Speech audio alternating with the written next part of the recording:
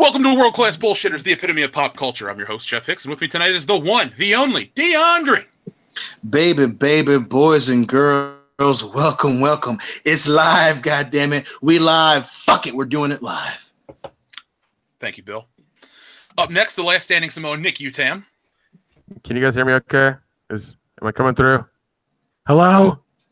Yeah, bro. Hello? You know, Dion, if we ignore him, he'll just leave. What? Yeah, we don't want Samoans or some shit anyway. That's bad luck, goddammit. I will haunt you in your dreams, I swear to God. I didn't say you were going to die. I just said, you disappear from the show. No, no. Like, we have the ability to dream walk. I'll haunt you in your dreams. All right, Tuesday night. And finally, thank you.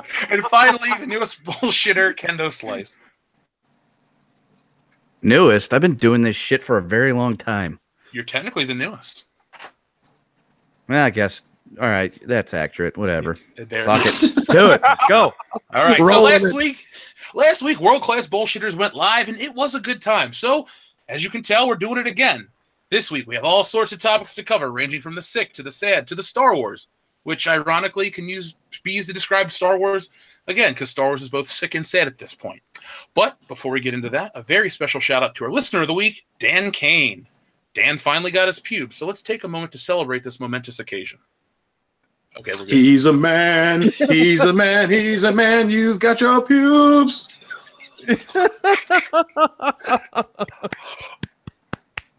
That'll be on the World Class Bullshitters album. Also, a very special shout out to our meme winner of the week, Brian Clore, for his "Why is Gamora" meme. Brian, that was my favorite part of the movie, and every time I look at that picture, I just laugh my ass off. So thank you so much for posting that in the World Class Bullshitters Facebook group. If you would like to win the meme of the week, post a Facebook meme and make us laugh. That's all that you have to do. Also, our final shout out goes to Camo Black over on the YouTube channel, because on our 3-cent Star Wars figure video, I asked the fans what they would do with an army of 3-cent Star Wars figures, and Camo Black had the best response. And I'm going to read that real quick. For 3 cents, I would drive to every location I could reach and buy everything. I'd leave the price tag on each one to make a point that I only paid 3 cents for it. Then, once a week, I'd mail one to Kathleen Kennedy with a Post-it note saying, "You did this." That's it. No other explanation. I think she'll get the point, and several years of weekly 3-cent Star Wars toys will do the trick. So, that's some meta shit. You can't change your address at your office. So, that dude would fuck with her hardcore. I like that, yeah, because that's like you're playing the long mental game. I appreciate that, because because every and here's what you do: you do it for a year and then stop for like 2 days, and she's like catch her off guard, and then she's like, "What? Stop? What the fuck? What's going on?" And then she's nervous for those 2 days, like maybe something else is gonna come in, maybe it's gonna be a bigger package, maybe it's gonna be something dangerous, and then again with the Rosticos again, and it's like maybe it shows up to her house. I think it would be better. Door. I think it would be better to do it to the actress that played Rose Tico. Just mail her Rose Tico figures every single day. I think she'd have a mental breakdown. She would. Stop! Let's find out. Folks, if you'd like us to mail Rose Tico action figures to Kelly Marie Tran, let's make it happen. Oh, jeez. We can even mail them to her in a potato sack. Oh, my God. I mean, meta as shit. You get it, don't you motherfucker? You did this. You did this. And no sympathy will be had for those people. God damn, man. Nope. Just savage. Just savage. Fuck them all. Scorched earth. Hey, that's what they're saying to us as fans, so we'll just get them back with completely legal things to do. Yeah, we somehow get arrested. We're just mailing you figures. That's all we're doing. Yeah, it is not against the law to mail action figures to anyone. No. They're completely dressed. There's no lewd messages or anything hidden in them. Just plain off-the-shelf 3-cent Star Wars figures that no one wants because no one loves the brand anymore. Yeah, as long as you don't have anything threatening or mean written on the box or in the box or on a note, you're fine. I might actually just write thank you on each one. Kill them with kindness. See, that's literally. nice. Yeah, I was going to say, that's nice. You can't get in trouble for that. All right, well, let's talk about the patrons real quick. So we had a couple new patrons that I'd like to personally thank, as we do each week on World Class Bullshitters. So, first off, a very special thank you to Paladime, Brett Legg, Nick, and Orkun Uyosal. I apologize for that name, or butchering that name. Your name's fine. I don't apologize for it. But anyway, those are our newest patrons this week.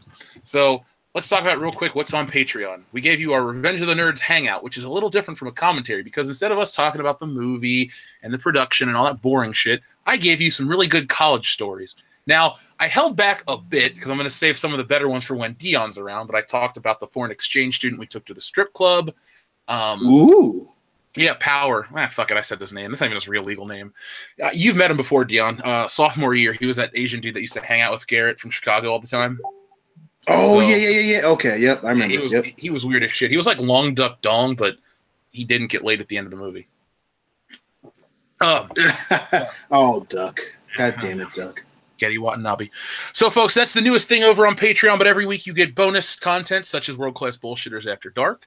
You get James Bond. The James Bond stuff's only on Patreon because nobody wanted it on YouTube. And we give you all kinds of stuff every week. So if you're a patron, we thank you for that. And now before we start the show, real quick, this episode is brought to you by Aaron Clary, author of the Curse of the High IQ. If you're smart but normal people just seem odd to you, then this is your handbook to navigate those choppy waters called life. Link is in the description below. And now it's time for the news. What if you're smart? Other smart people seem odd to you. Just tell them to go fuck themselves. I mean, I have a copy of the book. I just started to thumb through it. I've been kind of busy with the channel, but it may be in there too. So check your copy out, Kendo, and I didn't get that one. Oh, I guess he doesn't like you. That's Thanks, fine. All right, well, now it's time for the news because next week it's irrelevant. So, guys, let's talk about the biggest piece of news in the entire world, the Avengers box office. So, gentlemen, we are watching history in the making with this film. Now, this information comes from Deadline. And I quote, "More milestones have fallen with Marvel's Avenger Infinity War crossing $800 million globally on Tuesday. What's more, the heroes pounced past $500 million at the international box office. In further achievements, yesterday saw Infinity War pass the global lifetimes of Spider-Man 2, Deadpool, Guardians of the Galaxy, The Amazing Spider-Man, X-Men Days of Future Past, and Suicide Squad, and it ain't stopping anytime soon." So, guys, we all love this film, but I've been dying to ask you this all week. Looking back, does Infinity War crack your personal top 5 favorite comic book films? Not just the MCU. I can answer your question. Oh, hold on. Not just MCU films, but all comic book films. And if not, what are your top 5? So, folks, if you'd like to get in on this conversation and have your stuff read on air, you know what to do. So, Kendo, I'm going to ask you first since Dion cut in line like a bitch. Oh, shit. Back in the line. You clearly did not even pay attention during the fucking pre-show meeting. Nope. That's okay. I'll beat his ass when I go to Michigan. Shut up, newbie. You son of a bitch. You're embarrassing us. Anyway. Kendo, does Infinity War... Hey, keep it tight. Stay frosty. Let's be professional. Okay, Goose. Does Infinity War break your top 5? And if not, what are your top 5 favorite comic book movies? Well, I'm going to have to give that a big negative, Jeff. It's a very good movie. I really liked it, but it is not my top 5 superhero comic book movies. My top 5 are as follows in no particular order. Batman 89, Superman 78. So right there, those are 2 DC movies. So to all the dickheads that want to, pay people for Marvel, fuck you. Teenage Mutant Ninja Turtles 1990, Spider-Man 2, and The Toxic Avenger. Oh my God. Does that count that it's not based on a comic book? I don't know. I looked up lists of superhero movies, and that was on the list. That's superhero, not comic book, man. Okay, fine. If it's got to be comic book, fuck it. Ant-Man. That's literally what we said. I don't think English is his native language. Superhero movies. I mean, I could pull up what was said verbatim, but I won't. It's fine. All right. Dion, I feel like I've made you wait long enough. Well, thank God. Thank you, sir. I can answer that question, obviously, because I know which movies are comic book movies, but next to that, I can easily answer with one phrase that I've known for on this show. All these fans have made it a beautiful phrase that's going to ring around the ears of children around the world. Is a pig's pussy pork? Because abso-fucking-lutely, Infinity War breaks into my goddamn top 5 films, comic book films ever. It's not even a hesitation. That movie, the weight, especially this, 10 years into a franchise, let alone, we say, let alone 18 years into comic book films being a big deal. I mean, come on, that shit, or 28 years, easily top 5 movie. I don't even have to fucking think. I don't even have to hesitate. I'd kill someone. I'd say, hey, fucking fight me if it's not in your top 5. I'd beat all their asses. Well, you can start with kendo. It's fine. Bring it, bitch. God. Please. Now, Dion, what are your top 5 comic book films? Well, mine in no particular order, and these all are based on comic books, kendo. Obviously, Infinity War, Civil War broke into there, Blade, Spawn, and Batman '89. Okay, riveting choice. Oh my gosh, Nick. Well, Dion is gonna have to fight me because Infinity War did not crack my top 5. Mm-hmm. I'm big fucking surprise. Yeah, of course. Whatever. It was good. I loved it, but it wasn't any, I mean, it's part of the franchise, part of the 10 years, I just didn't care for it that much. But my top 5 in no particular order. Let's see. Dick Tracy, Batman '89. Ooh, that's a good one. Blade, Constantine, and Superman 78. Not Superman 2, Cecil's favorite? No.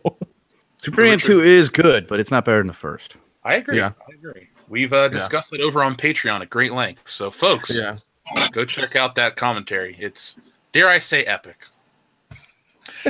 Now, for me, Infinity War does crack my top 5, and I do have my list in a particular order.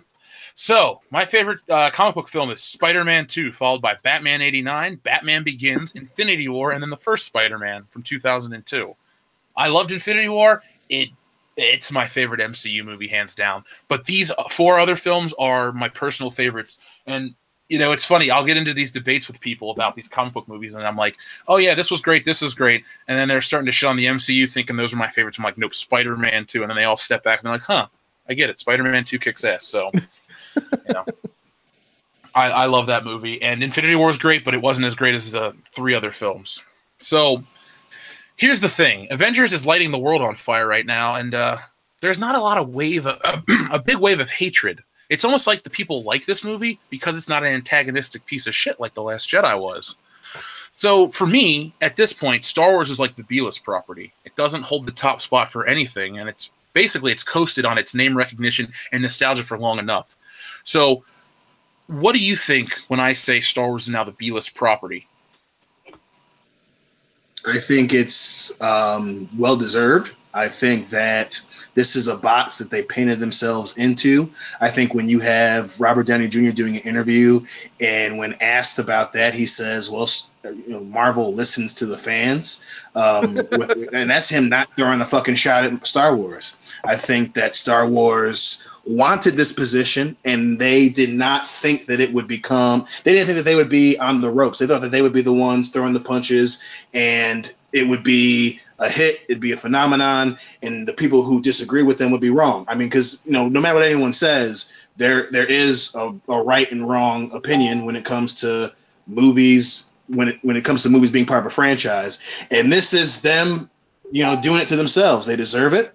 I love all the pie on their face. I love the fact that you have members of Star Wars, the cast, original members, talking shit about the film. I love that you have a company that's worth billions of dollars backtracking. And I love that they want to stand there and they have no idea how this shit happened. And I'm eating it up. I mean, it's what you just said is probably the most true thing in terms of pop culture for 2018. I don't think anything's going to pass it either. Oh yeah, 100%, man. Because they started with the SJW politics and everything like that. They started getting political. They started with that whole thing, and it's bitten them in the ass financially, which is really fucking bad. And as much as Ryan Johnson's been on fucking Twitter and everything else, like trying to play, clean up, and he's like, oh, you don't understand it. This is what's going on. This, that, and the other. None of it's working. None of it is working. And even Mark Hamill's like, yeah, I'm done. I'm out, man. I'm out. Fuck this. And I mean, we've seen constantly this stuff's not selling, and for them to constantly keep trying to sell like fucking Star Wars cauliflower and bullshit like that is just like it's just them grasping at straws now, trying to get something out of the brand that is dying. You mean the solo cups? Oh God, 12 ounces. You know what? I'm gonna buy a pack of those and save them forever because one day I want to be like, this is what happened. This is what happened. Then don't invite me to your house because Dion and I are gonna come down and we're gonna play beer pong and open up your limited edition solo cups. Goddamn right. Fine, I'll buy 2 then. One to use, one to keep. Yeah. Make sure you get them at your local Kroger though. This episode of World Class Bullshitters is not sponsored by Kroger. It's just a damn fine. Real quick, the Healthy Man has generously given us a super chat, and he says, "Been a big fan for 2 years now. It feels so good to see your channel has risen to greatness." Thank you, the Healthy Man. We are very happy about it too. Thanks, buddy. Yeah, thank you, Healthy Man. I appreciate that. Super chats are awesome, so thank you very much. We appreciate it. You know, Healthy Man, more like the wealthy man. I love you, dog. I'm glad you derailed the show with that love, Dion. That affection. I had to wait. That was timing. I had to wait for you to start talking again. That was for you, Healthy Man. That was for you, baby. Oh, jeez. So, Nick, what other Star Wars branded pieces of shit would you like to buy in your local grocery store? I really want the I really want to like buy and freeze and keep the Star Wars baby carrots because I think those will be worth something in about 20 years.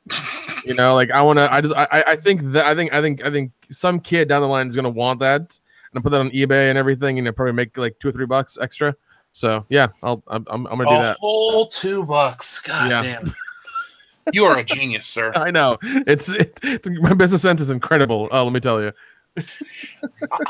You know, the thing for me is the only person that I've interacted with lately was a family member that's 12 years old that likes the new Star Wars.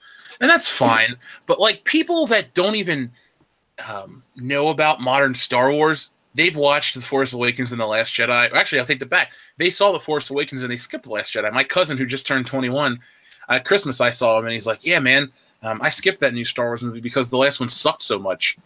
And I mean, he's not even like, he's what they would consider a casual fan. Like he'll go see a big movie because it's a big movie, but you're turning off the casual audience. Star Wars is no longer a must-see anything. Like you don't get anything out of like, there's no cultural milestone with Star Wars. The only thing notable from The Last Jedi is the hatred and the vitriol that came from the media and the press. Like we've never seen a group of attack dogs come after fans like we have now. And it's the same fucking message every week. It's the movie subverts expectations. You don't get it. It's like, we get it. It fucking sucks. Like there's nothing to get anymore. It's a bad movie. Just move on and stop trying to push this type of shit into entertainment. You know, your movies aren't going to make it big in China because they don't care about Star Wars. So if you piss off the American audience, you're going to get a nice chunk of Europe and other parts of the world, but your two potentially biggest markets are going to disappear because of stupid decisions you've made.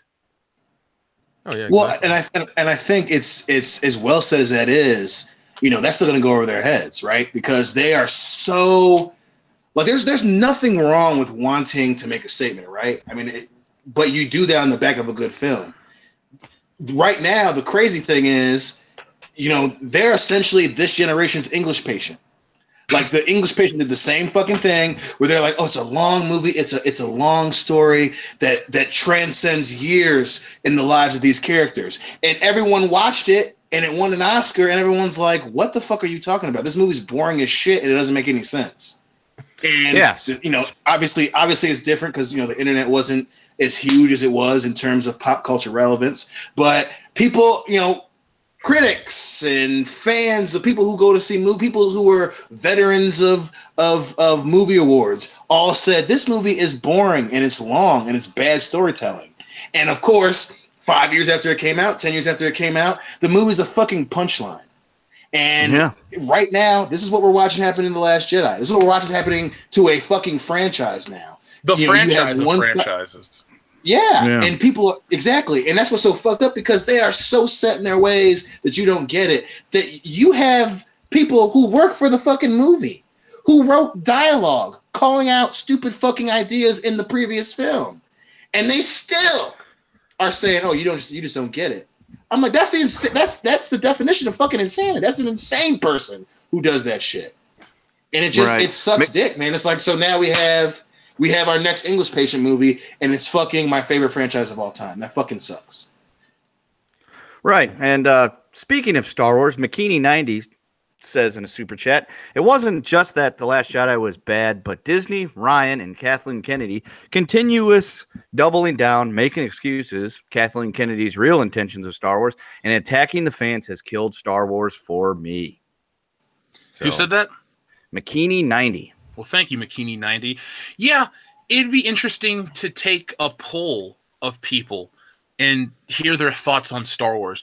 There's this weird pushback that just started all of a sudden about channels like this, and that's fine. You don't have to agree with everything we say or anything we say.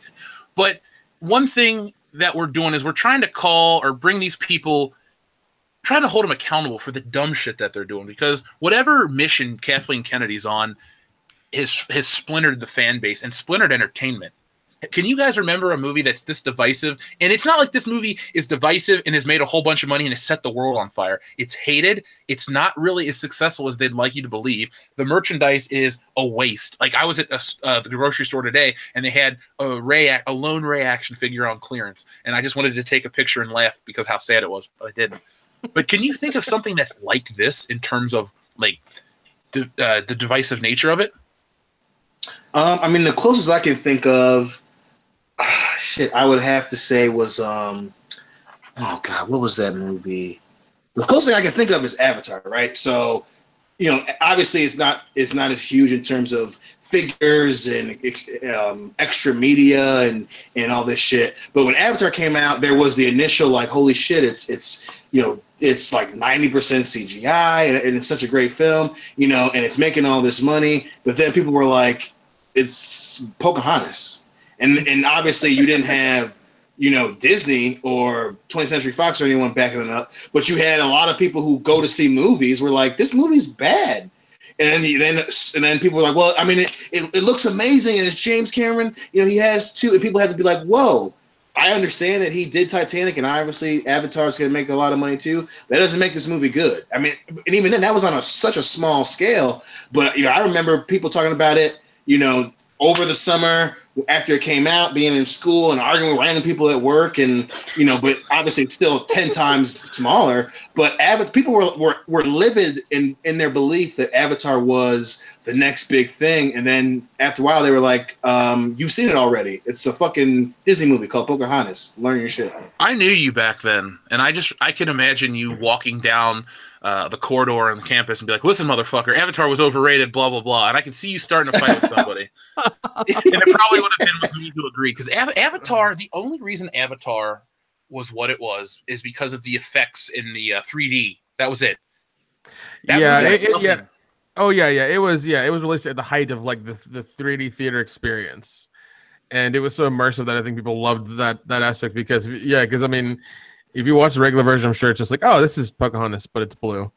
What the fuck? Just Pocahontas? Space Pocahontas? Good catch. Yeah, and I mean, I remember watching a 60 Minutes thing where like, you know, they were going into this like detail about how people wanted to learn the language and how there were like things online to learn it and like, you know, and shit like that. I was like, really? This is what people are doing with this? They want to learn the fucking language and speak it amongst their nerdy selves? Like, what the fuck? Klingon? Like, yeah. Klingon I would learn. Klingon I would probably learn. Like, that seems cool. But not the Avatar language, because why? I didn't even know they had a language. I thought it was the white guy that doesn't act anymore and Uhura from Star Trek. And they just like fucking ran around and fucked the tree. No, man, they have books written in Klingon. I mean, they wrote the fucking Klingon. Oh, I know about I know about the Klingon. Joel, when I got my car, it had originally had a CD and a cassette, and he pulled out a cassette tape. He's like, "Hey, check this out," and it was how to speak Klingon. So, Joel, okay. Of course, I should have guessed. Oh my god! Thanks, well, Joel, no, and nobody's learning how to speak the language from Fifth Element. What the fuck? Come on now. There's that Lilu multipass shit. Yeah, I like that movie. Yep. We should talk about that one night. Well, let's talk about it after we once again thank a generous super chatter, Hamster Snake. Cool name. I like that name. He gave us a message here that says, "Fuck Ryan Johnson and his camel taint licking ways. Keep up the good work, boys. P.S. Jeff, bruh, I'm still waiting for that fan pitch video for The Last Jedi. Also, fuck Rose Tico." I completely forgot about the fan pitch video. First off, fuck Rose Tico. Secondly, thank you, Hamster Snake. Thanks, Hamster Snake. That's a legit name. I do need to make the fan interaction video, but so much shit has come up. I'm trying to make this patron video. They want me to review a thing called the Joker blog, so I've been watching those. And it's kind of hard to watch those and reruns of Home Improvement at the same time, so I'm trying to divvy up my time properly. I'm still working on the Last Jedi novelization comparison video. It's hard to listen to that book be read to you. Like, it puts me to sleep. Plus, I'll be honest, when I make the videos for you guys on YouTube, I have to have, like, complete silence, because if I have anything on it, distracts me. So I got a list of things I need to do, and thank you for reminding me. I definitely will get in on it. Like I said, one of my favorite parts of the channel is interacting with the people, so I'll make some videos that definitely help everyone interact more. Yeah, anyway, Joel, I want my money for all those shitty movies you made me see. I know you listen to the show regularly. Yeah. You told me in New Orleans, you bitch. No, but it's weird to live in the thing is, less is more with Star Wars. Yes, George Lucas had the giant multimedia pushes for each of the prequels. Even in the original films, well, that came for the first film. There wasn't that push initially. Okay, here's a problem I have with Star Wars media, like fan media, and this is a super nitpick. But every time people talk about May 25th, 1977, they show this video of all the people running up to Grauman's Chinese Theater, and that wasn't even the launch of the movie. Like, the movie didn't have this big buzz. They didn't even want to fucking show Star Wars. Here's the thing. If you guys want to learn about Star Wars, like actually learn about it, not some stupid fan theories, not some bullshit about melting action figures, go find yourself a copy. It's on YouTube, of Empire of Dreams. And it is the definitive Star Wars documentary produced by Lucasfilm. It's excellent. It's got all kinds of behind-the-scenes footage, alternate takes, just shit. Like, it's 3 hours long, and it's the best 3 hours you could ever spend. It was originally over on release. Or you can do what Ian Neves did. I hope I'm saying that right. He sent us a super chat, and he says that I want a $50 scratch-off. I think it's time to buy the rights of Star Wars. Goodbye, security job. Hello, following the damn Star Wars EU. So, thank you, Ivan, and good luck to you on that. I thought that was the airport guy. So yeah. He's always the 13th chat. Yeah, he's always on the live chats. I like to see repeat people show up. It makes it worthwhile. Yeah, man. Definitely. No, but folks, definitely get yourself a copy of that and watch it. And like I was saying, though, they didn't even want to show Star Wars in theaters. There was a movie called The Other Side of Midnight that was also a 20th Century Fox release, and all these other theaters wanted The Other Side of Midnight. So Fox says, if you don't show Star Wars, you don't get Other Side of Midnight. And then Star Wars eventually took off and became the biggest movie of all time. And I'll still stand by that statement.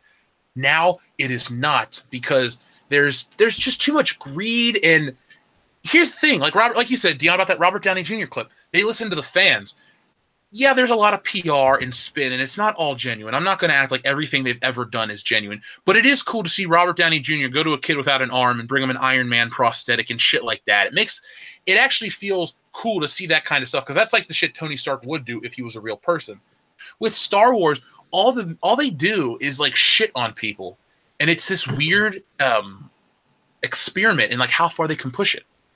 Yeah, I mean, we saw several videos of Ryan Johnson shitting on Mark Hamill, like in public, like while they were at like South by Southwest this last year, and it was just like, what the fuck are you doing? Don't shit on him. He's fucking Luke Skywalker. Like, he's the beginning of all this. Like, don't do that. Yeah, you really should. That's the crazy thing, right? Yeah, and that's what's so crazy, right? You have essentially one of the big three faces of all of Star Wars, and this motherfucker, Shithole Johnson, is so arrogant that he thinks that he can shit on Luke fucking Skywalker and get away with it. That's fucking insane. George Lucas, as much as the prequels were weird as shit, he wouldn't have been like, you know what, Mark Hamill doesn't know what the fuck he's talking about. Or Mark Hamill's just clinging to the past, or whatever the fuck he said. They would never, and Carrie Fisher went through some things where she would say some crazy shit, and they never were like, yeah, Carrie Fisher's just old and fucking talking crazy, and she doesn't know what she's talking about. But you have this fucking studio now. That's like fucking Kevin Feige talking shit about Chris Evans at this point, or Robert Downey Jr. at this point. Like, you wouldn't fucking do. That's bad business. and it's insane. Yeah, do not shit where you eat. That is number one fucking rule. Don't do that. Especially on your top draws. I mean, exactly. People go to Star Wars to see Luke Skywalker as played by Mark Hamill. They're not like creaming their jeans to see fucking Boy Yaga. Well, some people might. Those people are stupid. They need to be fucking baptized until the bubbles stop. Amen. I like that. I like that saying. Well, there was this shill video that came out today from the Nerdist, which is like the next worst thing to fucking Collider. Actually, you know what? The Nerdist may be worse because I hate Chris Hardwick on a personal level. So, oh God, fuck that guy. Yeah, like it's not going to win me any points with anyone when we want to expand the channel, but I have a hatred for that guy that is so strong, and it's not because I disagree with him. It's because I watched him way back on, was it G4, right? Yeah. And was he on Tech? Yep. Was he okay? So he was on G4 before combined with Tech TV, or was it just on Attack of the Shows when he started out? I want to say it was just Attack of the Show. Yeah. I would watch, dude. When I was in high school, and then when we were in college, I watched Attack of the Show every day. I fucking loved that show. But when he was on there, I hate him. And that show at midnight, I love the concept, but you could get a Z list. You could get like Andrew Dice Clay and have him host the show, and it'd be fun. Dice Man. Oh, Dickory Dock. But point is, he is not good at anything. Like at least Olivia Munn was hot enough to get into movies, and now she's slightly better. Chris Hardwick is just like, calm yourself. Hey, I liked her in X-Men. I hate that. I love Olivia Munn. Oh man, like she's okay. I remember, what is it? I recently bought. She was in Office Christmas Party that I bought a couple weeks ago. I fucking love that movie. Dion, would you put her in your top 5 favorite female celebrities? Right now, she'd be in top 10. I don't know if she'd be in top 5. Listeners, let us know some of your top 5 favorite female celebrities. One of my favorites, not my all-time favorite, is Kelly Brook. Ooh. That is a fine. Oh, yeah. Ooh, yeah. He likes to get him out too. I know, believe me. But back to Star Wars. Can you guys think of anything else that you'd like to say that reaffirms the? I was actually going to say that Star Wars was a C-list franchise, but that would be I think that'd be pushing it. It is definitely not the main event that it used to be. Like, remember in '99, everyone was like, "Oh my god, Episode 1, holy shit!" Well, yeah, I remember that because I had to physically drive to the theater and go pick up my tickets. Like, there was none of that shit, like getting online. It's like, no, I had to go there day out, sit in line, get the tickets for the fucking showing down the road. Yeah. My grandma took me to see that movie like weeks after it came out. It was the day Austin Powers 2 came out. She took me to go see Episode 1. Oh man, should have went and saw Austin Powers. Fantastic franchise.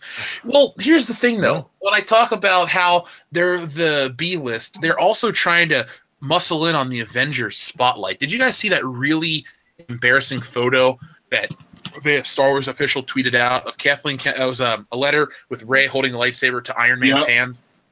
Was that not the like? I got a video coming out about that soon, but was that not the cringiest goddamn thing that Lucasfilm could have done right now? It was really, really fucking stupid. I mean, especially at this point in the game where they were just scorching earth with this bullshit about, well, we need to have specifically women, it's like, so you're conceding that shit shouldn't be the prime directive? Is that what you're doing? And then fucking it's Rey, as if Rey's as big a phenomenon as fucking Iron Man. That shit's insulting. That was crazy to me. So you're trying to say that Rey is as big as fucking Iron Man right now? Fuck you. No, Iron Man is the hottest superhero in the world and has been for the last decade. Sorry, Spider-Man. Well, maybe Batman in 2008, but post-2008, Iron Man has been the A-list of all superheroes. The Robert Downey Jr. story tied in with his redemption and Iron Man and all these things really just was like a multi-layer story that everyone bought into. Like, you're happy to see the guy that, like you said, Dion, who used to be a punchline in the 90s, make a comeback, become the highest paid actor of all time, who actually is a decent guy who knows what he's done and come back and fixed everything. And then Iron Man on top of that, the movies are all solid. They range from great to pretty good. And then you got fucking Avengers Infinity War, where Iron Man, in my opinion, redeemed himself to the point where I no longer want to see him die. Like, I'm actually back into the character. Iron Man is it. Like, fictional. I think Iron Man is the most famous fictional character in all of entertainment currently. I can't think of someone else that tops him in terms of like relevancy. Can you? No, I think right now, especially with Vader being dead, I think that he is the number one fictional character, and obviously I'm glad that you came around to the right side of the argument with him being a great character. But yeah, I was never on the wrong side. I was just ready for him to teasing you. I'm giving you shit. But if anything, if Kathleen Kennedy had a fucking ounce of intelligence in her marketing body, even if you're fucking Daisy Ridley. The first thing they should have said was, we probably should use Darth Vader's glove in this fucking picture. That's what you should have done.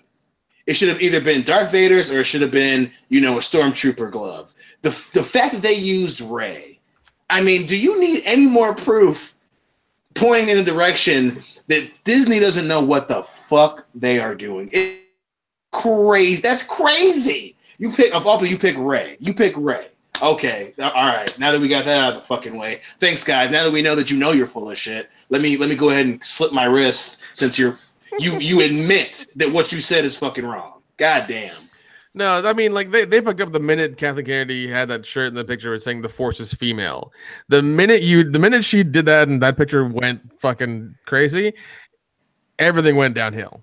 Instead of making it inclusive and like everybody, like everybody is part of the Force server, it's like, oh, the Force is female. And obviously in Star Wars it's white female. So what? Like you fucked up already. Yeah, it's dumb. It's fucking dumb. And the agenda politics and everything is slowly killing them. And this is why you don't make this is why you don't put politics in entertainment, because people watch this stuff to get away from it, not to keep it in the back of their minds. Like they don't want this shit. They want to see space battles and lightsabers. Thank you.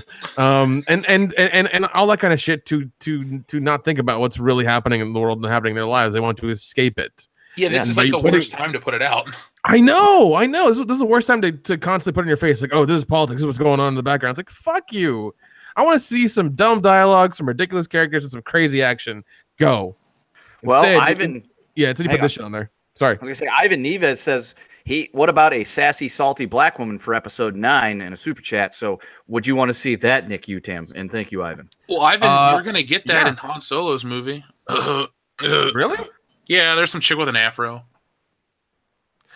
I think I know who that is. Well, she's probably going to die in the first 5 minutes. Probably. She's a space Foxy Cleopatra. Spoxy Cleopatra.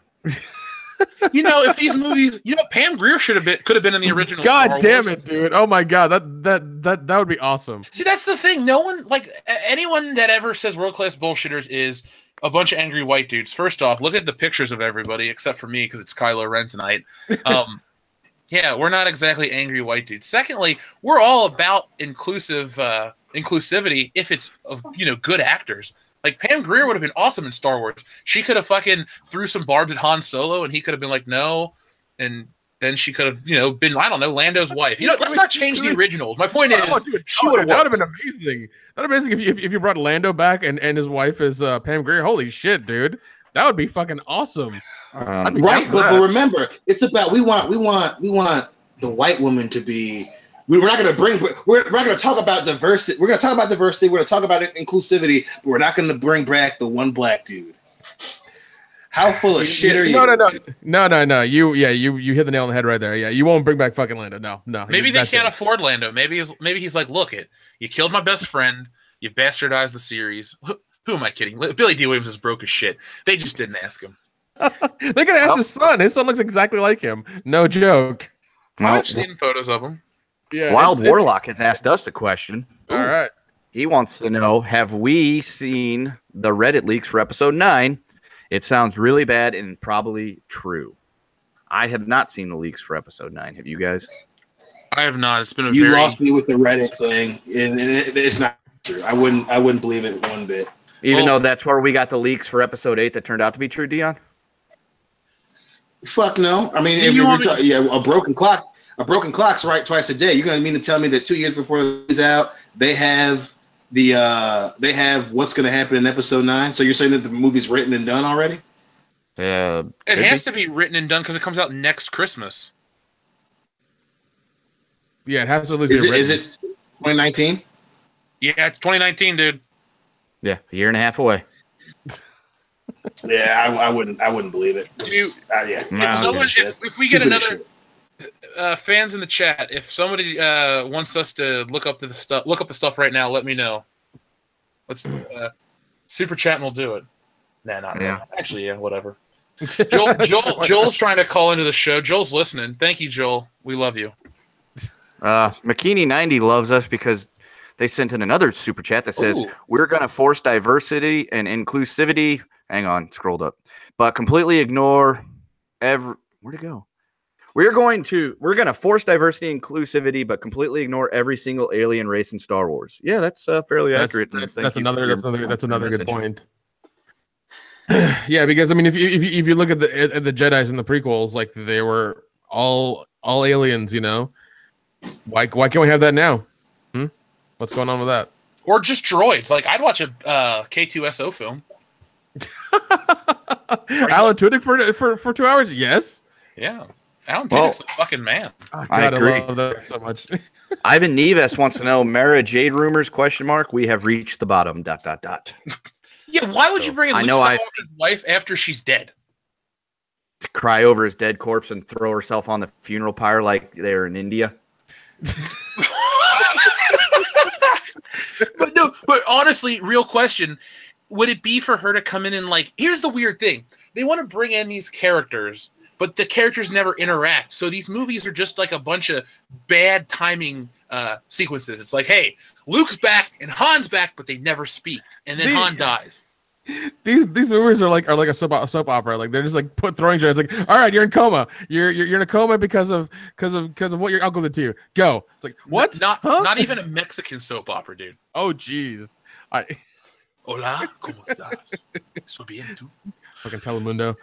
Dude, the women on the Mexican weather channels. Oh my God. Holy shit. Oh. That is a topic for another episode. Yes. Oh my, and there's always tight dresses, man. God damn.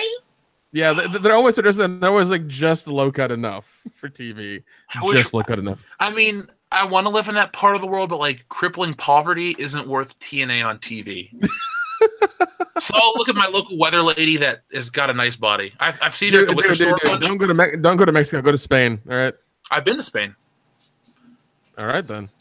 Wild Warlock says it's just basic storyboards, leaks, and only outlines. So I guess would be the basics of the beginning of the writing. I mean, yeah. That would make sense. And thank you, Warlock. You the man, baby. Wild Warlock, more like fucking wild sex lock. I couldn't think of anything. But we can tell. Shut up. The thing that's dumb about that is if they have a love child, is episode 9 going to be like 10 years in the future? Like what? Like, why would you throw maybe? Hey, I just had an idea. Maybe, just maybe, Broom Boy is the love child, and Mara Jade shows up to save him. But do you care? Do you give a shit? No, not at all. I don't fucking care. I'm just saying I could see Jar Jar doing something retarded like that. That man, I wish he would just fall off the It's a mystery box, motherfucker. He is the greatest Spielberg copycat ever. No, he's the worst. Spielberg made great films. Abrams hasn't even made a solid film in the decade. No. I'm saying that in context is that he tries really hard and gets to about like 75% and then fucks and like doesn't put in the rest of the effort is what I'm trying to say. Like he's really good at trying to copy him, but he can't do it completely. He's like that slow kid in class that tries to copy your homework, but just doesn't do it right somehow. It's like all in front of you, but you still fuck it up. Yeah, I always wrote fake answers and went and fixed it and changed them later. God damn it! I hate that kid. I did go to the Reddit page just out of curiosity, and it says Solo is tracking for $170 million 4-day opening. Is that really that impressive though? No, that's not impressive. I don't think so. Yeah. Okay. What did Avengers make? What did Avengers make? $45 million. Okay, all right. To put this into context, first day. Yeah. Avengers the first day made $39 million, which broke box office for Black Panther and everything, and even broke for Last Jedi. It was $39 million Thursday. That's what it made Thursday. So yeah. Well, here's the thing: when you have a decade of forward progression that is logical, a decade of positive fan interaction, and making people feel like they're important to your success, and then on top of that, when you do succeed and break all the records, you thank the people that actually made it happen, because I know the people at Lucasfilm like to sip their cappuccino and sniff their own farts. But let's be honest. If it wasn't for the people... Yeah. What? Smuggler? Yeah. If it wasn't for people like us that paid to see these movies, there would be no Lucasfilm. At least with Marvel. And here's the weirdest part. They're both owned by Disney. Now, if you think that Lucasfilm is responsible for the Avengers' success, you're an idiot, first off. But let's just look at it like this. Disney owns them both, and it goes down. Marvel Studios chooses to interact with people in a certain manner. Lucasfilm chooses to interact with people in a certain manner. Marvel goes on and breaks records. Lucasfilm has people make videos about how embarrassing their fucking decisions are and writes them letters and tells them that they're disappointed with their franchises. I don't think Marvel's really getting that. Lucasfilm is. Like, Star Wars is... Can you think of a worse time to be a Star Wars fan, Dion? No. This is by far the worst time. And even piggyback on what you just said, if the fans were so wrong and the fans were itching for this change, you would have bought fucking Star Wars from Lucasfilm for less than $1 billion fucking dollars, bruh. If the fans were so goddamn wrong, it wouldn't have been worth all that fucking money, bar none. So yeah, for you to act like, Star Wars needed a change. If Star Wars needed a goddamn change, you would have got it for pennies on the fucking dollar. The funny thing is, like, the Nerdist, that shitty video that came out from the Nerdist. Oh, we need to stop living in the past.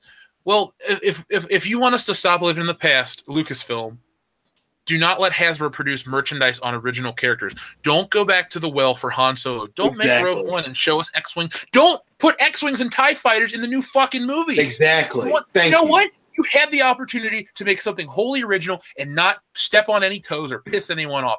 2015 should have been when they started fresh. There shouldn't have been an episode 7. It should have been Star Wars, blah, blah, blah, whatever you're going to call the fucking movie, and you go forward. You let Han and Luke and Leia ride off into the sunset, and you create a new story. And if you got to have a woman as the lead, fine. Don't make her a super-powered bitch. Make her just somebody that's relatable. Because that's the thing.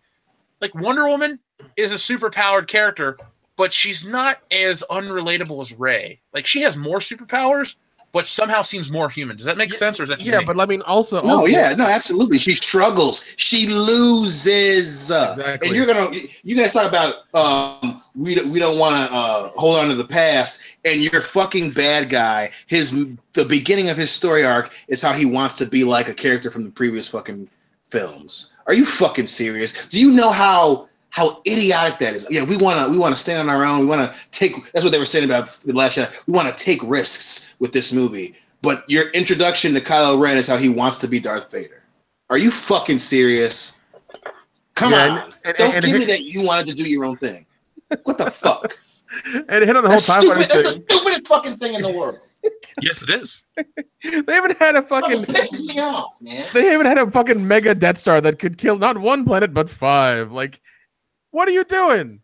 Original my ass. It's not the fans that are living in the past. It's Lucasfilm. It is because I mean, and the name of the base is based on a character from the video games from 5 fucking years ago.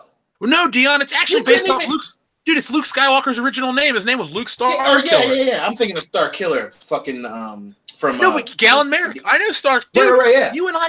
Like, what the fuck? We lived through the Force Unleashed. We played through 1 and 2 together. Like, we were there. Yes. Oh my god. The funny thing is, like, Star Wars wasn't dead between the prequels and the sequels. It was actually a pretty thriving franchise. You had video games. The toys were actually some of the best produced action figures and vehicles ever in the Star Wars line. Like, over on my shelf right now, I got the Snow Speeder from 2010. It's the best Snow Speeder. Better than the vintage. Better than the 1996 re-release. It may not have the lights up and sound, but it's got a really great sculpt. They released the best Millennium Falcon, the best AT-AT, the best action figures came out in that weird period where there were no new movies. Like, Star Wars was a viable franchise that still brought in billions of dollars without the movies being there. It's really weird that when you bring back the thing most people would want, you kind of like you damage it. Yeah, and I mean, also this week we had what is it, Freddie Prinze Jr, who's voicing one character on Clone Wars. Give shit to the fans. It's like you were doing a voiceover for a Star Wars character. Calm yourself, dude. Well, like I told you, when I mentioned to my mom about making that video, she goes, "Why would you talk about him? He hasn't done anything in a long time." And she brings up Scooby-Doo, and then she goes, "Isn't he married to Buffy the Vampire Slayer?" And I go, "Yeah, Mom, that's pretty much all he's done. He was in Scooby-Doo, and he married Buffy the Vampire Slayer." End of story. Yeah, and I mean, like, she's still more relevant than he'll ever fucking be. Yeah, she was cool. You want to talk about cool female characters? I don't really love the show, but she was a part of popular culture, and people weren't pissed off about it that she was a woman. Buffy was popular. Well, even the movie I love. I really do love that movie. And then, you know, like, I watched the show a while ago. I binge watched it, and I was like, oh, this is a pretty good show. You know, so I mean, it made sense. Like, it was okay. I didn't give a shit that she was female. I mean, there's another show that I watched. Was it Fringe, where the main character is female and she's working for the FBI? It's like, I don't care. It was a good story. That's what matters. See, that's where it is. Like, if the story's good, the way the characters look don't fucking matter. It doesn't. Yeah. Speaking of which, Wild Warlock once again chimes in, our good friend, says, "Don't want to hold on to the past, and the second movie made as a storyline fill in between episodes 3 and 4. Lol." That's a very good point. Thank you, Wild Warlock. Yeah, I don't know how much further they can fall from grace. Can you guys, like, honestly think what else? How much dumber could they get? We'll see. We'll see in part 9. Films that one of the anthology films fucking gut and so they have him like lose to some blonde chick or some bullshit like that where he can't shoot or some dumb shit. That probably would be the worst that you can go. Well, you realize that Solo is going to be an exercise in emasculation on film. Like, that's it. God, yeah. All the movie's going to be. Because they want what's the name from Game of Thrones to be so bad in the goddamn movie. She's not even a good actress. Like, get someone that can Here's the thing. Natalie Portman is a really good actress, but she sucks in that Star Wars saga. Like, she's not that good in that. But they get people that are shittier actors with the new ones. Like, what's her face? Daisy Ridley is not a good actress. Rose Tico is there. Like, she exists. She's like the fucking wall panel on the Millennium Falcon. She's just there. Laura Dern is fine in everything but this movie. Like, for some reason, I guess it comes from, you know, a bad director with average actors produces bad performances. So Rian Johnson, again, we can blame everything on that man because it was his unique vision that caused that movie to be the piece of shit that it is today. And also, it takes place the day fucking after the first one, and he fucked it up entirely. Like, nothing's consistent. Nothing makes sense. It works with Halloween too, but not The Last Jedi. Well, okay, Halloween, there's a connection there. That's fine with Halloween too. But this one is just like, it doesn't make sense. Like, the giant ship that rolls up on the planet all of a sudden starts shooting down the planet when all these fuckers are escaping to space. Why not shoot the ship in space, dumbass? Well, plot. Yeah, Rugus Sugua. Okay. He sends us in a super chat. He says that his theory is that Kathleen Kennedy had a crush on Lucas in the 80s. Lucas rebuffed her. KK never got over it. Lucas made Kathleen Kennedy president of LFL, so that was that Lucasfilm. Lucasfilm Limited. Yeah, to make it up. She secretly vowed to destroy the Star Wars brand. Well, that's very possible, Rugus. Thank you for your super chat. Please use your space bar. You know what? I believe that 100%. I think that's what's happening right now. Could be. Well, she did start out as, I think, was it Steven Spielberg's secretary? Yeah. Yeah. It only hurts me to watch Back to the Future and see her name in the credits. Like, You watch it like, ugh. Yeah, like, at least I can watch Beverly Hills Cop and know that no one stupid was involved with that movie. But Kathleen Kennedy is tangentially related to my favorite movie ever. Well, I mean, need a moment of she silence. she was only the fucking accountant, so I mean, it's not like she had I know. I'm just, dude, no, like, honestly, if I was ever in a room with her, if I felt like talking to her, I'd probably just tell her how shitty the new Star Wars movies are. But then I'd ask her what she was involved with Back to the Future, because then I would know that I could shit on everything she's ever touched in terms of creative process, and feel good that Back to the Future was safe. Yeah. Oh man. Every year that everyone's like, oh, they're gonna remake Back to the Future. I'm like, fuck you, they're not. If Robert Zemeckis alive, good. Then it won't get remade yet. Dude, Bob Zemeckis could will me the rights to that movie, and I'll never do it either. Like, they could. No, man. It would cost them $1 billion in, like, cash straight up and I want the taxes paid for them to get those rights for me. And they're never going to pay $1 billion cash with the taxes paid. Nobody's stupid enough for that. And then I will die and pass on the Back to the Future rights to my children, and they'll be safe forever because the story's perfect. It's over. Bob Zemeckis, please will us the rights so it'll never be touched ever. Yeah, Bob, what you need to do is you need to email us at worldclassbs@mail.com, the best mail. .com. And we'll work out the legalities of that. So, get on that. Chop, chop. .com. Bitch. So, have we pretty much hammered in the point that Star Wars is now a B-list franchise and it's embarrassing? Yes. Yeah. All right. You guys want to talk about something that's the tippity top of the A-list right now, and we're so excited for it? I want to talk about anything other than Star Wars. Well, good, because we're about to talk about something that I thought was going to suck initially, and it was the Deadpool 2 music video. So, honestly, my initial reaction was, holy shit, was this incredible? It was so funny. Oh, my God. Oh, God. I wish you could have seen my face.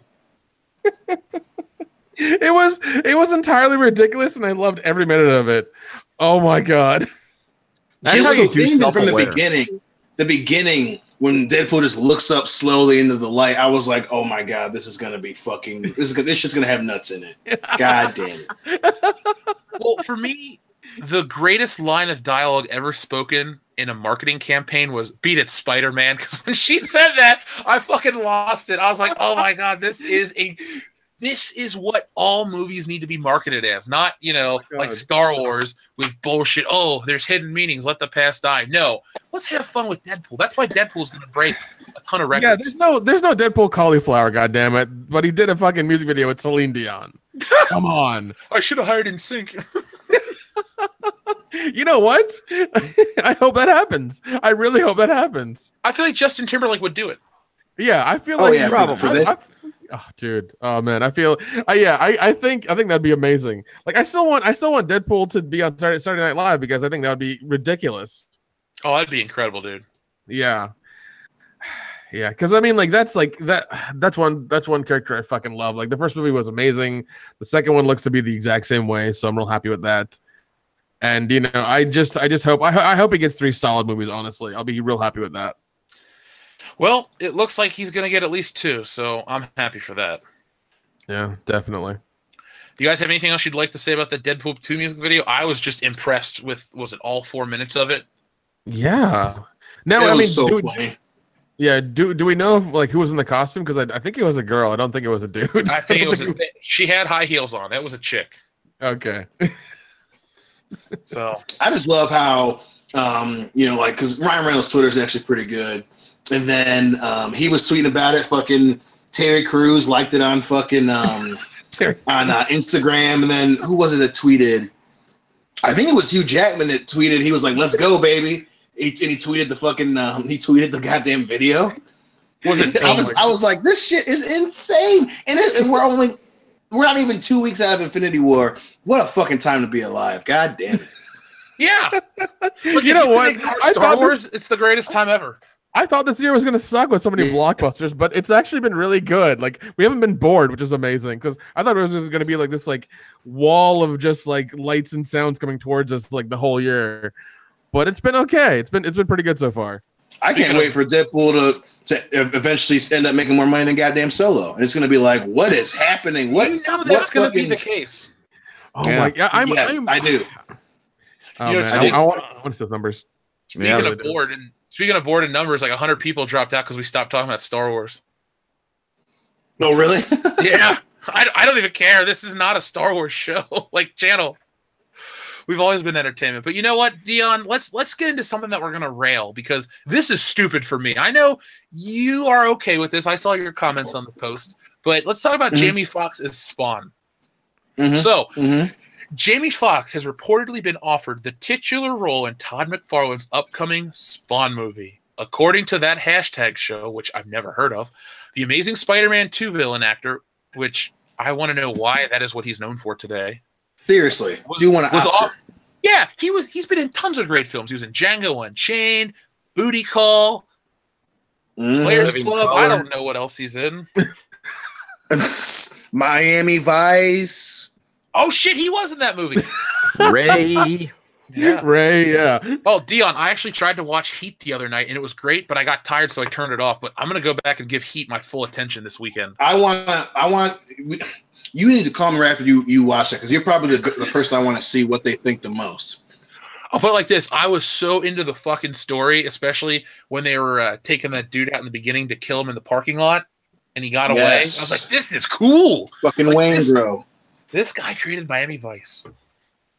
Yes, Michael Mann is the shit. I understand Black Hat wasn't his greatest creation of all time, but I would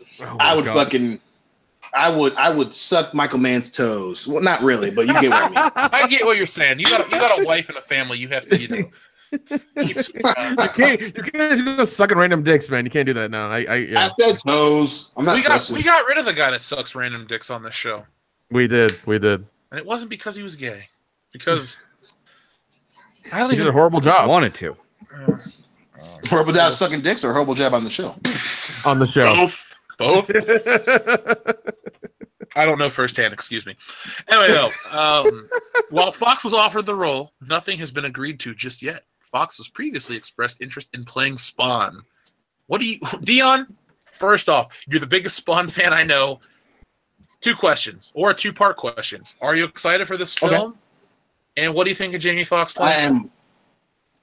I will say I am very excited for the film. I would like to see, as long as Todd McFarlane, is kind of, stays an executive producer loosely. But I am very excited to see, a 21st century adaptation of the character. As Jamie Foxx, I'll accept it. I'm not excited. Him being in it doesn't excite me. Obviously, I would have loved to see Michael J. White get another shot at it. I think he was a great Al Simmons. Plus, I don't have as much as he's great as in dramatic stuff and comedy stuff. I don't know if Jamie Foxx has the ability to play a character that's not real, but is well known. You know what I mean? So it's not Ray Charles, but it's a character that's got a lot of fucking shit going on, and especially with selling his soul and losing his wife and trying to fucking fight his destiny. That's a lot of shit to portray on film. And I'm not entirely sure that Jamie Foxx has that ability. I mean, plus, has he read the character? Does he understand the character? I think he does a great job as playing real life people, but fucking a comic book character, a violent ass, complicated character. I don't know, man. I'd risk it. I think that I'd watch it if he were in it, but he wouldn't be my first choice. Well, according to our friend Wild Warlock, he says Baby Driver and Collateral are good Jamie Foxx films. Is that Wild Warlock? Collateral, yeah. Yep, Wild Warlock. I agree 100%, so much that I actually bought Baby Driver on Blu-ray. That movie's fucking incredible. Yeah, I did. I got that shit. I love it. I apologize that I completely forgot he was in Baby Driver. Yeah. You gotta understand. Like, Dion and I are at the end of our 20s. We remember Jamie Foxx as that guy from The Jamie Foxx Show and having those weird songs that nobody really listened to. Yeah, or like you watch Booty Call because it was on TBS late at night or TNT late at night. WB, they love Jamie Foxx. They play his shit constantly. Whatever happened to Tommy Davidson? Remember him from in Living Color with Tommy Davidson. He was on that show too. Oh, dude, I love it. Tommy Davidson got old, and then I want to say he got in trouble for something. Being black? I can't remember because I mean that does happen. But I want to say he was caught. Fuck, I want to say was he caught with training like Eddie Murphy? No, I want to say it was like his taxes or something. I can't remember off the top of my head, but he got in trouble, and they were just like, "Oh, all right, well, you weren't that fucking good from the jump, Tommy." He pulled a Wesley Snipes. Mm-hmm. Wow. I'm going to say something. Party CV says that Star Wars lore fiend here, the EU's lower tier stuff is better than The Last Jedi. If they don't bring back the not ugly hot alien, Star Wars is hopeless. Love you guys. And thank you. Oh, and Wild Warlock sends us a smiley face emoji. Thank you. Thanks, guys. Well, no, I'm with you. Even the worst of the worst EU is better than what we're getting because, like I've said this before, and I'll say it again, the people that created the EU lore seemed like they cared about Star Wars.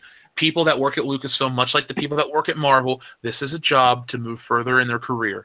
They would never hire a group of guys like us that actually like the movies because we'd be too hard to work with. Plus, we're guys. But we could also pull the color card, Dion, so that would piss people off too. Yeah, like, very true, very true. All I'm trying to get at though is we give a shit about these things. Like no matter what, if in some bizarro alternate world I was gifted the Kevin Feige role, I would try just as hard as he has. Like I care about this shit, and the people that wrote those books care about this shit. And there was someone, not George Lucas necessarily, but there was someone there that was, holding them accountable. When you're given carte blanche like Rian Johnson was, you don't make anything good. Like, what's a redeeming thing about The Last Jedi? I don't know. But according to Hamster Snake, a redeeming thing for Spawn would be if they cast Michael J. Fox as Spawn. So, thank you, Hamster Snake, and that would be a shaking experience. Boo! You're fired. You know my stance on Michael J. Fox. God damn it! I was gonna say that too. Hey, I love Michael J. Fox as well too, but I'm not above taking like poor shots. Low hanging fruit. That's my wheelhouse. I'll say this, and this controversial. Michael B. Jordan, if he was older, could do it. After watching Black Panther. Damn! What universe are we living in? We've had a breakthrough, man. Oh my God! What alternative universe is this? Where Jeff is last saying week, Michael B. Jordan should do some. God damn! I mean, I still hate him, but come on, it's what if Spawn's got to be young? Well, no, Spawn should be older. Honestly, Michael J. White is the perfect age. No, he is. Like I watched him in I think it was like SWAT 3 or whatever that was on Hulu or something, and he's still got it. He's still good. Well, according to Wild Warlock chiming in again, Robert D. Jr. character from Tropic Thunder is Spawn. Is that the booty juice guy in the Bust a Nut bar? No, did you say Robert D? Yeah. Oh, Kirk Lazarus. Oh, Robert Downey Jr. Oh my God. Oh yes. Okay. Damn. So Robert Downey Jr. in blackface again. Didn't you teach for a living? He was a saucier down in San Antone. So you want Robert Downey Jr. to play a guy in blackface playing a superhero? I'm down. I'm for it. Yeah, Let's roll the dice on that shit. Let's go. I am all for Robert Downey Jr. blackface as Spawn. Oh my God, that Robert Downey Jr. blackface play like Obama, Nelson Mandela, anything. Yeah. Oh my God. Yes. Oh my God. They could reboot Invictus, make it over again with Robert Downey Jr. blackface as Nelson Mandela, and also bring back Matt Damon. Hey, shouldn't Hamster Snake says. Oh. Hang on. Hamster Snake says that Rose Tico in a black hefty trash bag is Spawn, and Robert Harmon says Titus Worldwide is Spawn for the win. I think he could slide right into that role. Aura. That's my favorite one. Dion, did you see that clip from the Greatest Royal Rumble? Yes, of course, dude. It was fucking insane. Why does Titus keep falling? Can we get Booker T as Spawn? Can we get that? Shut up. That's awesome. And Dion would cry. Dude, I would come in my pants with excitement. Nick, would you like to know about I am now Bolger. Tell me you did not just say that. Do what now, Jeff? Can you dig it, sucker? Did you hear about the Titus O'Neil botch? No, I don't know what that is. I'm sorry. So the WWE was over in Saudi Arabia this past Friday afternoon. They had a show at noon. Yeah. You know what the Royal Rumble is where they threw over the top. Walking down the side of the street. Well, luckily no one died.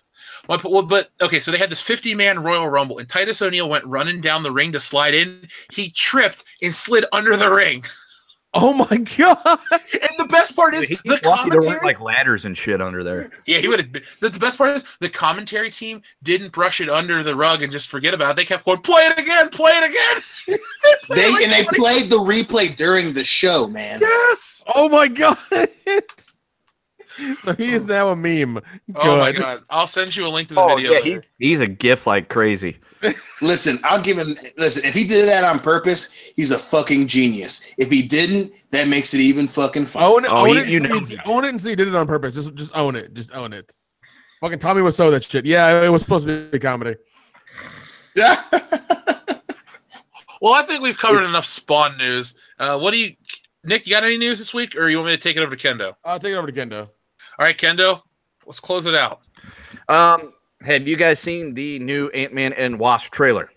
Yes, sir. Yes, sir. Okay, what'd you think of it? Loved it. I did love it, man. I did love it. I didn't think I would like Ant-Man as much as I did, and like part 2 looks even better than part 1. So I love the It Takes Two in the background. I thought it was so cool to see like that, just them, and then the villain looks dope. I thought the villain looks kind of silly, but you know, I got fucking just they look like they're still charismatic from the first one. You know, having her, you know, like damn, she seems a little intense. Like I am really excited for this shit. I really am. Also, Michael Pena's coming back. Yeah, I love his little for me. Remember that? Yeah, so it looks to be a lot of fun. I think we need that after, you know, thank God we're getting Deadpool and Ant-Man after, you know, Infinity War. So we're having a little bit of fun with the heroes now. So that's good. Yeah, I was watching it at work, and as you guys know, I'm a huge mark for Ant-Man, and. Mm-hmm. I like the first trailer better. I mean, this one was still good, but like the first one, I like the first trailer better. You know, giant Pez dispensers will do that. I'm not trying to rain on everyone's parade, but I'm still basking in the afterglow that was Infinity War, and I don't care about what Ant-Man's doing right now. I loved the first Ant-Man. This should have come out next week, because then I would have been okay with it. But I'm still kind of like coming to terms with what Infinity War was, and I'm very happy with that. But then it's like, oh, Ant-Man's next. I'm like, I don't care about what's next. I want to go watch the thing I just saw again and again and again. Like, Ant-Man will come out in July. I'll be happy to see it then. Give me some Deadpool. I know it's not the same company, but still, I'm ready for Deadpool. Because it's going to be fun, it's going to be violent, it's going to be gory, it's going to be everything we fucking need in a superhero movie post-Infinity War. And then talk about Josh Brolin fucking ruin the world right now. What the fuck? Oh, yeah. I know, man. I know. I love the one-eyed Willie fucking comment in the trailer so goddamn much. And since I heard that, I busted out laughing. I was like, fuck.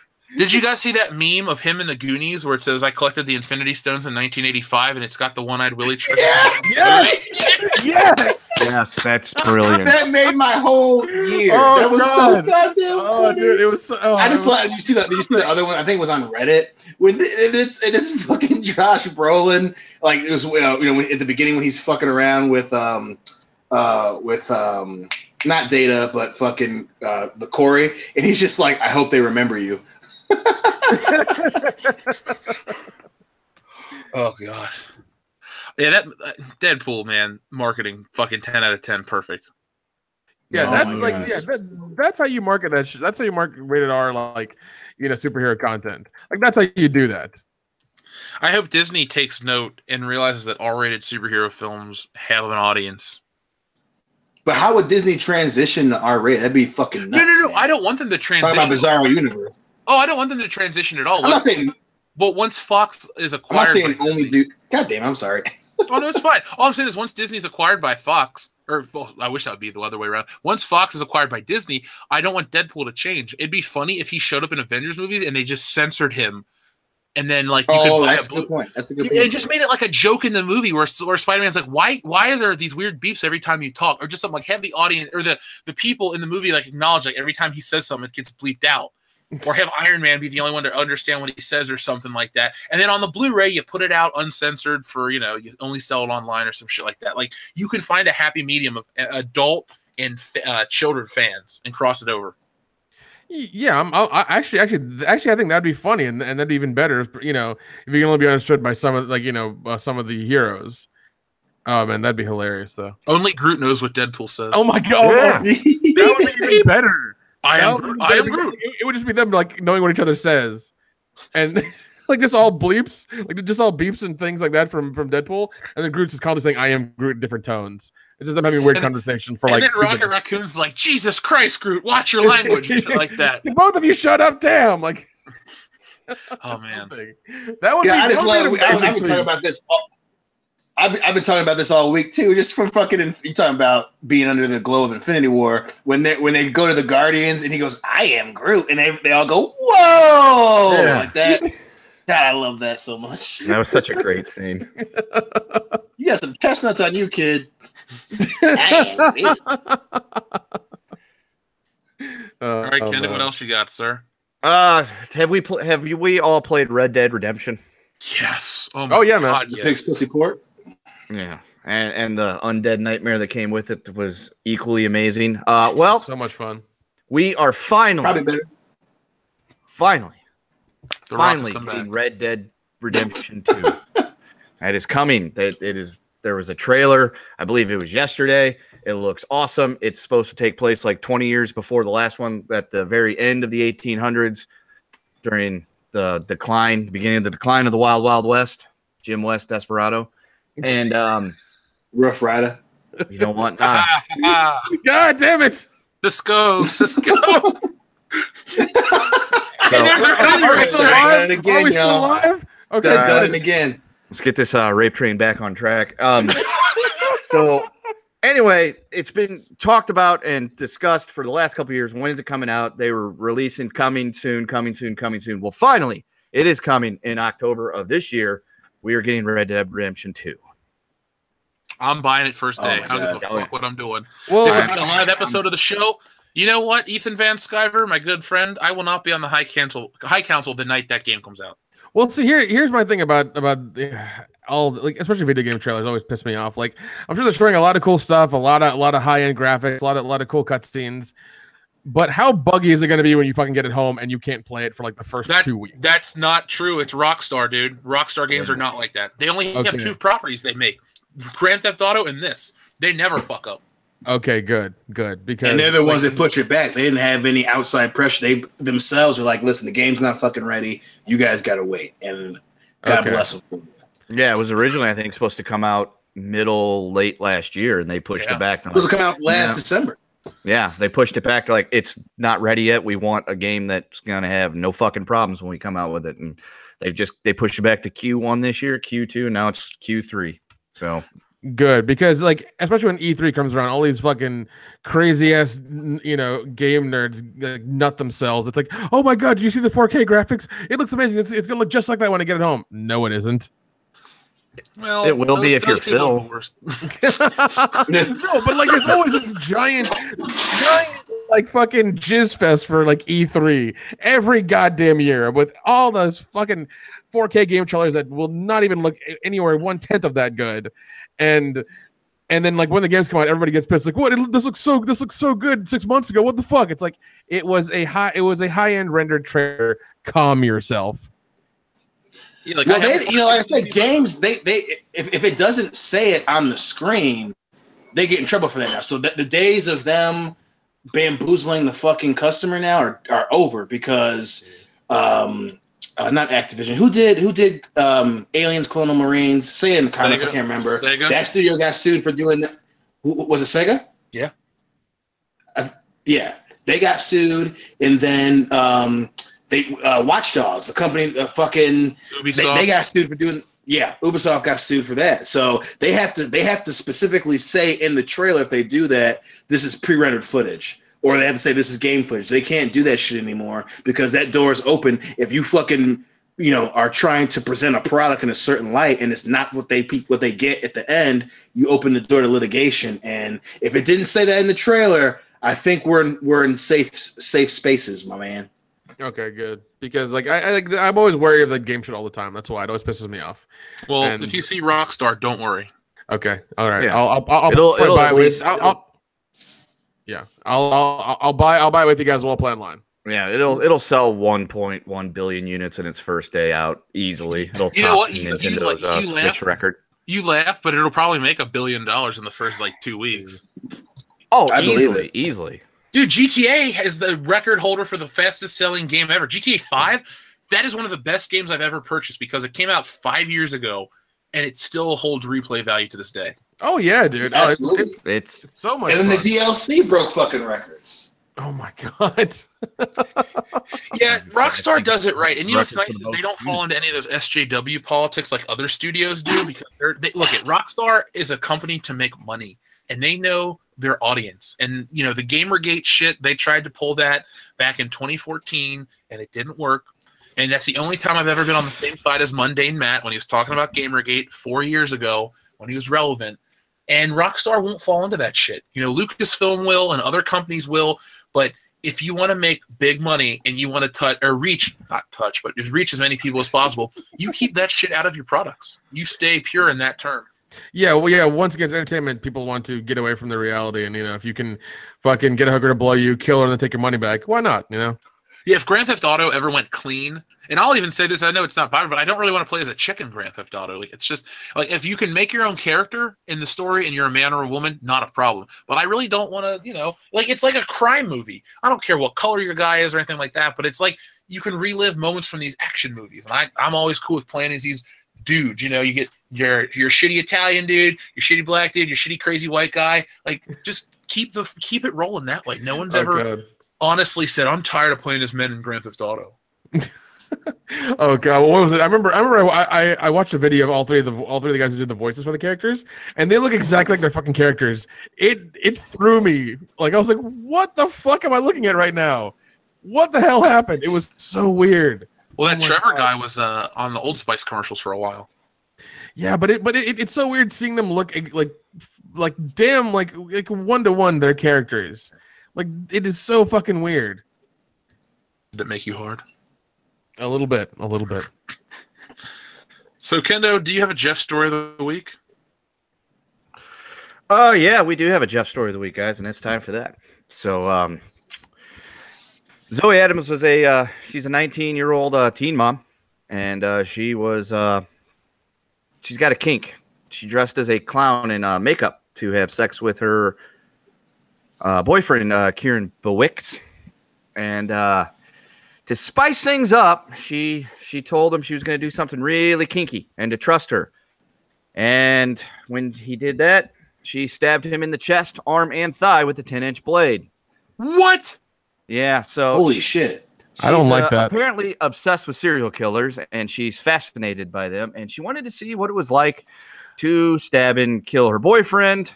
So to prepare him for the event, she had him smoke a bunch of weed and drink a bottle of vodka. And said, we were going to get it on, baby. He was like, all right, here we go. And instead of him inserting in something into her, she inserted a knife into him, stabbing him multiple times. And she has been sentenced to 11 and a half years in jail. Was she trying to copy John Wayne Gacy? I don't know, but when I saw the headline, teen mom dresses as clown to stab boyfriend during sex, I was like, this is perfect. No, that didn't take place in Florida, did it? No, this actually took place in England, which is probably why she only got 11 and a half years. That's what I was about to guess because of those weird names. Yeah, that and the extremely light sentence for attempted murder. Yeah. Those people will never learn. They're about rehabilitation. So I've been, it's about some tea and getting over our problems. Yeah. You tried to kill your boyfriend. Cheerio. I would throw her off a fucking bridge. They could just take her to London where stabbing rates are extremely high. Maybe she'll get stabbed or hit by a van.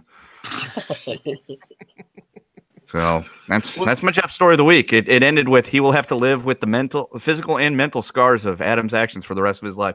Yeah, he'll have to because he was stabbed multiple times by his girlfriend who was trying to fuck him as a clown. Which is traumatic in itself. Oh yeah. Well, let's talk about something that's not traumatic. Fan mail. So, over on our fan mail account, worldclassbs@mail.com, the best mail. .com.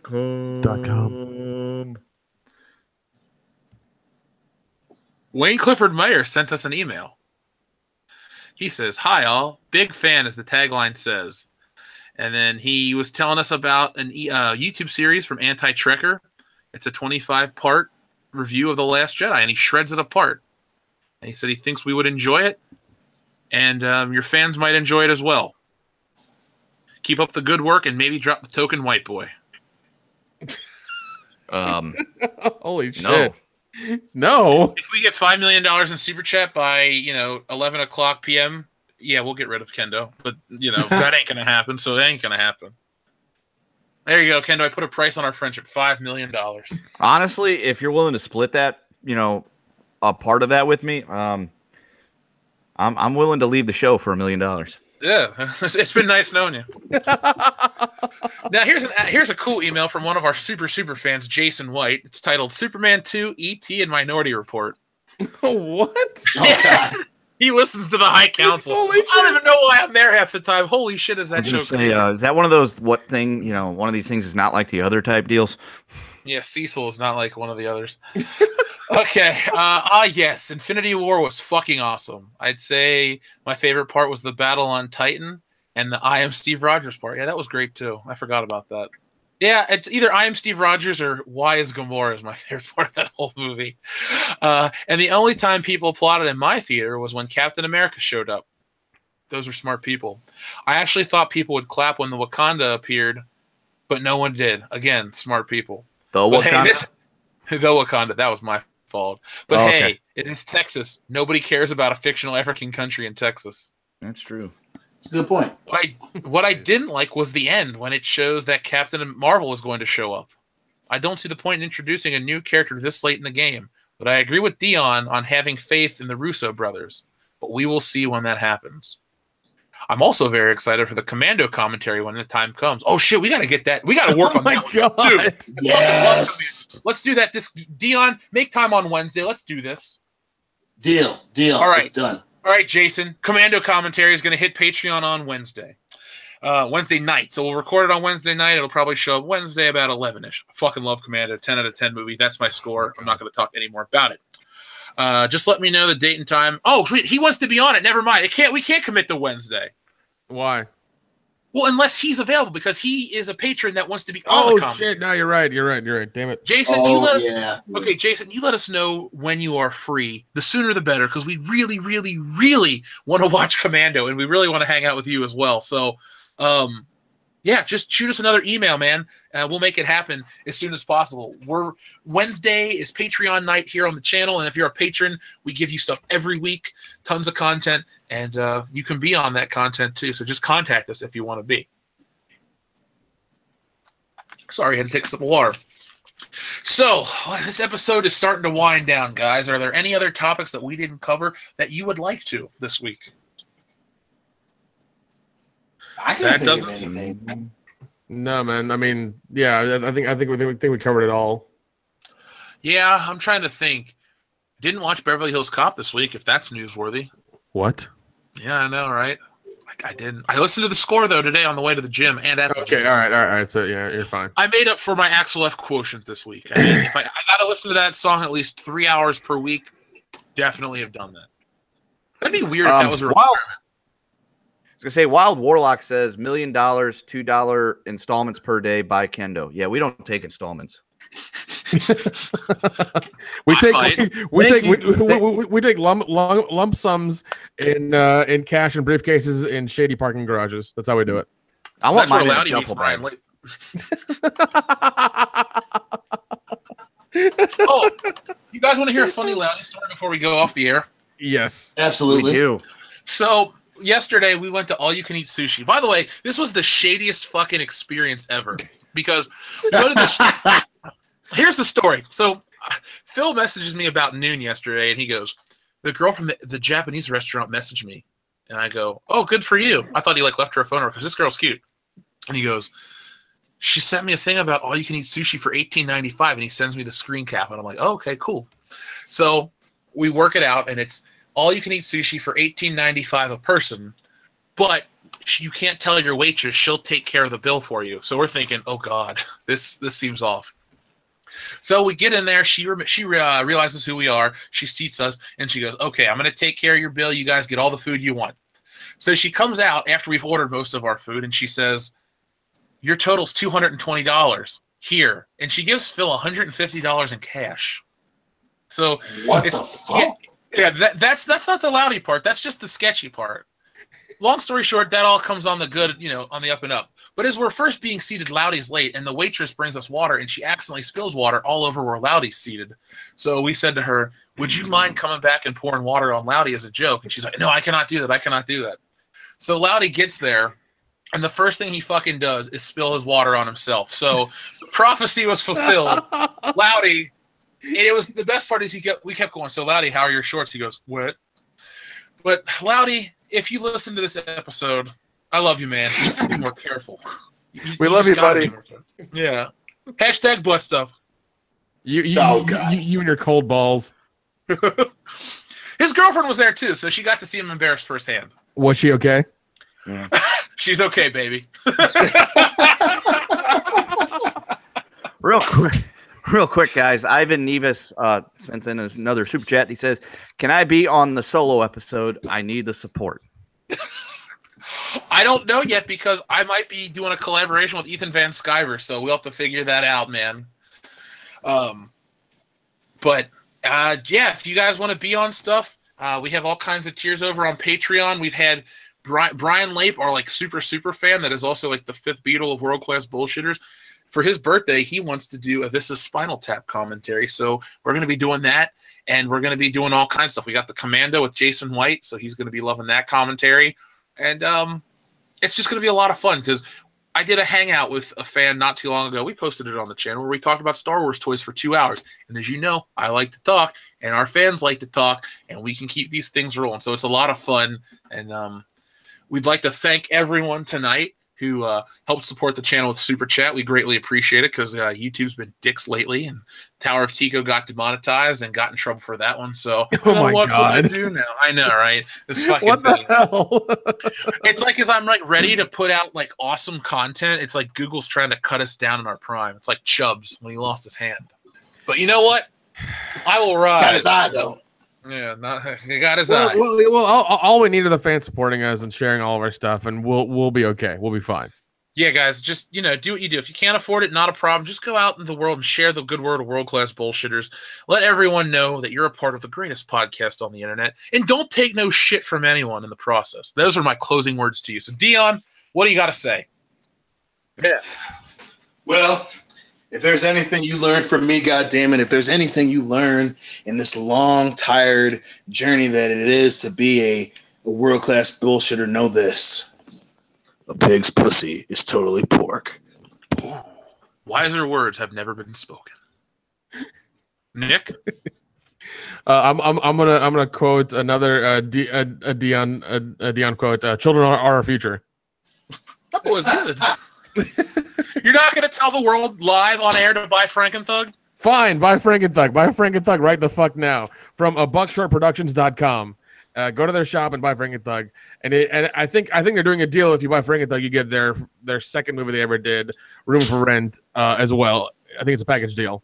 I like that one. And Dick Tanner's a good guy. Yes, he is. We all love Dick Tanner. His brother Danny's a bit of a neat freak, but we'll forgive him. Damn it.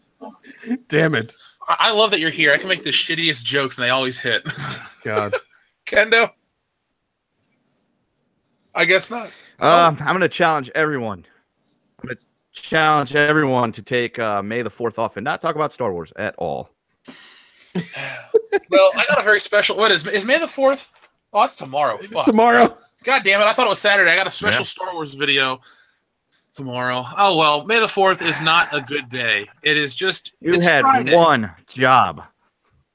You, me?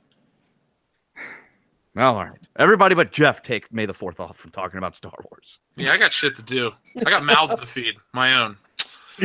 So, folks, this has been World Class Bullshitters, episode 121. Every Thursday night, we take a dump on the world of pop culture, and now we do it live, so thank you.